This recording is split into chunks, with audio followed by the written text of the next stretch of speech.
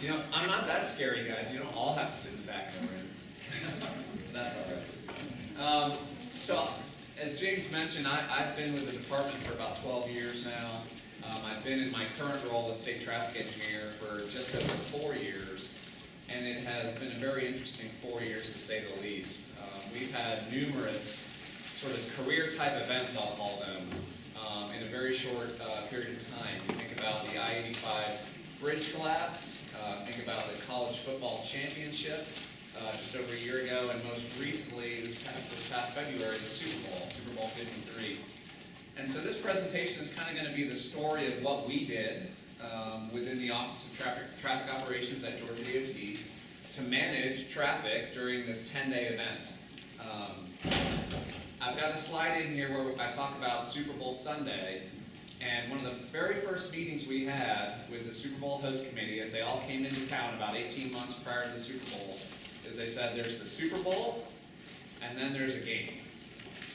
And the game is irrelevant.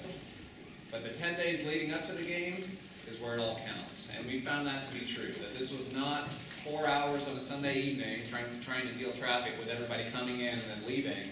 This was a whole lot of people coming into town for an extended period of time and traffic patterns that we had not seen before, because it was a very different type of event than your traditional football game or something like that. So hopefully you guys find this interesting. I'm going to kind of tell the story, the history of leading up to the game, and then what we did and how we operated the system and some of the performance metric type tracking we did during this event. Ultimately, to lead to what we think was a very successful host of the Super Bowl. We did not have, in my opinion, tremendous challenges, especially as you viewed it from the public-facing side or from the 10,000-foot level from our executive staff. It all appeared to go very well. We certainly had issues in the weeds, but it never really bubbled up that highly. So let's get into it.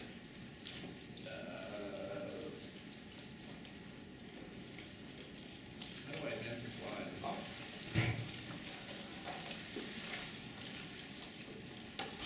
Maybe not.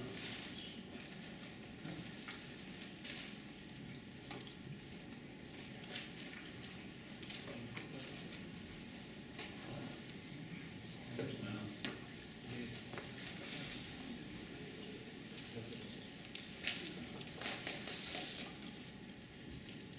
Oh, okay. Yeah, yeah.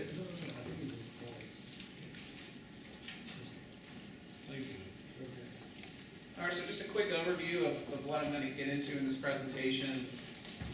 In the background, I'm really actually going to focus on the last 20 years. That seems like a long time when you're talking about a 10-day event. But really, the work that Georgia DOT has done, dating back to almost 20 years ago, has led towards this being a successfully hosted event, a successful traffic management operation. Get into the program timeline and the lead up during that time period. Specifically talk about the Super Bowl itself, and then what we were doing in terms of coordination, surveillance, monitoring operations, and then a little bit into performance metrics and tracking. And then at the end, I want to talk a little bit about the importance of working with stakeholders and partners, particularly the media. This is a lesson learned that we have had from numerous events, particularly the 85 bridge collapse, but we use some of those lessons learned in dealing with the Super Bowl itself as well to work towards a successful event. I'm sorry, guys.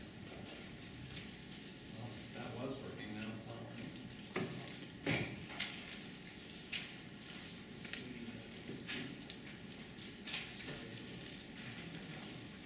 There we go.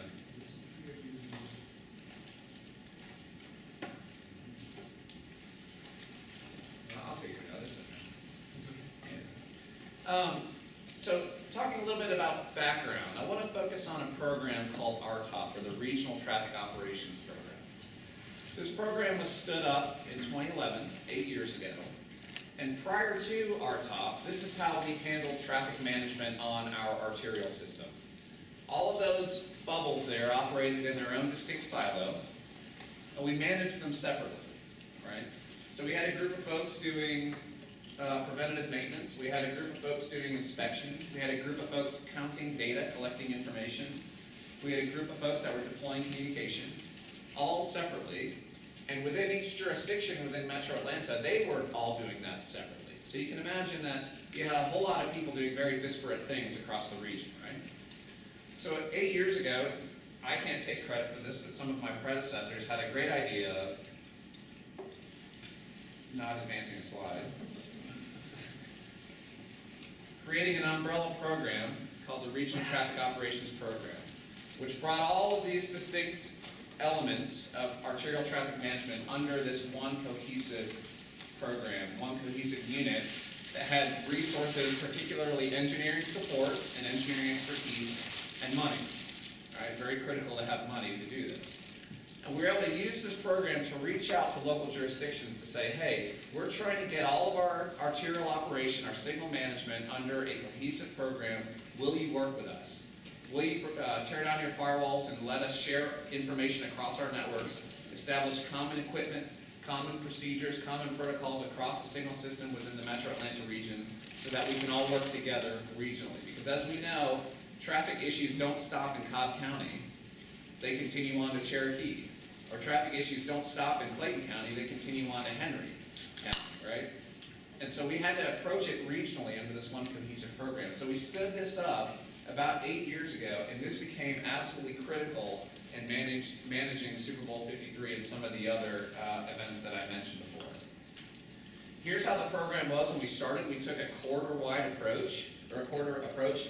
You can see these are some of the most critical arterial corridors within Metro Atlanta. So Cobb Parkway there on the top left, Terra Boulevard down south of town, State Route 141, State Route 92, and this is where we started. We invested $8 million to bring all of these signals into the RTOP system, work with those local jurisdictions to get them part of the program to establish a common methodology for managing those arterials across jurisdictional boundaries.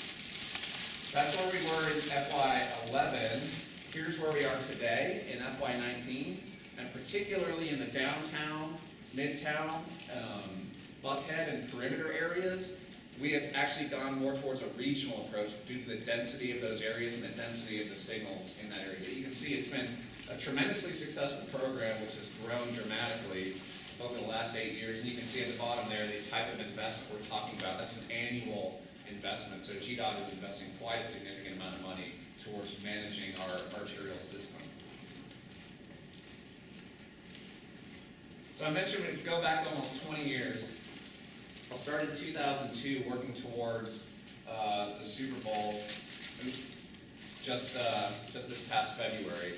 So those timelines on the bottom are really some of the major events that have happened over the last 20 years that have led us towards the successful hosting of Super Bowl 53. On the far left, you can see the Advanced Traffic Controller. That's where the DOT took the initiative to essentially transition all of our traffic controllers within the signal cabinets, those big silver boxes on the side of the road, to 2070 traffic controllers from what they used to be. Establish a common equipment type across the state to get everything on a common platform, and really worked to deploy that equipment over essentially a 10-year time period. The Fast Forward program, that's where we had some bond sales and some additional funding come our way, which allowed us to accelerate that deployment. And you can see how that then coincides with the beginning of RTOP in 2011. As RTOP grew, we recognized additional opportunities to get everything onto a common platform, onto either common equipment, but also common software. So just a few years ago, we purchased statewide signal software with enough licenses to offer it up to every local jurisdiction for free. That's almost 10,000 software licenses that we did. We started deploying communication to all of these signals, whether through direct fiber wireline connection or installing 4G modems so that we could know what the signals were doing in real time and pull that information back from the controller itself to our central software at the TNC. And then we started implementing what's called advanced traffic signal performance metrics. This is extremely granular data that has been made available to us through this software deployment, where we know every 1/10 of a second the diagnostic information of the signal, how the signal is operating, what kind of traffic is going through the signal, and we can pull that back and see what's going on in real time. We can literally click on any signal through this software and see in real time what phase is it serving, what type of volumes are we seeing that's being picked up by the detection. And that can lead to very distinct and deliberate operational strategies to to try to manage traffic. And then at the bottom, you can see where Renew Atlanta was stood up. This is a group over at the City of Atlanta that was created through a bond sale. And one of their big efforts was to start deploying technology. So we leveraged and developed a partnership with that group to essentially have a common goal of deploying this signal technology and getting communications established throughout the downtown area. So in doing all of that, what we ended up with was essentially every signal within the City of Atlanta that was deployed using a common platform, common equipment, common software, and was communicating back to our Transportation Management Center down in Grant Park. So we had access to over 900 signals within the City of Atlanta to know what they were doing in real time and to be able to push timing plans to those signals in real time based on changing traffic conditions. This is not adaptive signal control, so we're not letting the signals decide on its own, but this is more of a responsive type strategy where we're looking at what the signals are doing and we're sending out predefined timing plans to best manage that traffic.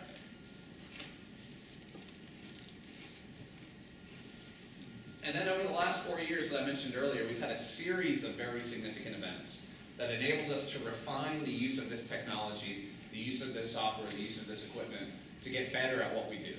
Right? We kind of had a trial by fire just a few years ago with the I-85 bridge collapse, where overnight we had dramatically different traffic conditions across the metro Atlanta region. We had traffic that we had never seen, congestion in areas we had never seen congestion before. We had free flow in areas that were traditionally congested. And we had to essentially relearn traffic in metro Atlanta, and we used this platform and this technology to help us do that. We had Braves opening night. Everybody remembers, the media coverage about how bad Braves traffic was going to be relocating from Turner Field up to SunTrust Park in Cobb County. This equipment, this technology, this approach came into play. How do we manage traffic on Cobb Parkway or some of those arterials in the area? And we used a very similar approach in dealing with that in partnership with Cobb County. College football championship just over a year ago. That was a dry run. We considered that a dry run for the Super Bowl. Very similar event at Mercedes-Benz Stadium where we had 75,000 plus people. Let's come up with a traffic plan based on what we expect traffic to do within the downtown area to manage that. And then ultimately getting to Super Bowl 53, which was the culmination of all this effort. So if we hadn't moved to 2070 controllers back in 2002 to get everything on a common platform, a lot of what we're doing today probably wouldn't be possible. Right? So it's been really the culmination of decades of work by GDOT and its partners. So as I mentioned, with the national championship just over a year ago, we considered that our dry run. We really modeled how we wanted to deal with the Super Bowl during this one-day event, right? Super Bowl's a 10-day event. This was a one-day event. It seems pretty significant, but in terms of the regional impact, the Super Bowl is drastically different, right? The college football national championship is sort of more of a traditional event where you have 75,000 people coming from wherever they are to the stadium for a game, and then they all leave at the same time. Right? And that's what we saw. Traditional egress. So we activated, we stood up what we call our Emergency Operations Command within the TMC to deal with this one event, just like we were going to do, or like we did for the entire 10-day period of the Super Bowl.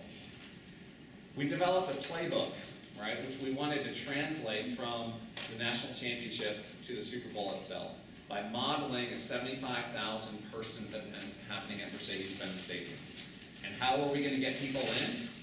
Essentially use our signal software, use these systems to make it as efficient as possible for folks to ingress to the stadium and to parking areas. And then how are we going to get people out? How are we going to change those plans around? We develop things like contraflow on MLK. If anyone's been to an Atlanta United game or something like that, you've probably seen MLK in the wrong direction during egress with the cops directing traffic and the signals in flash.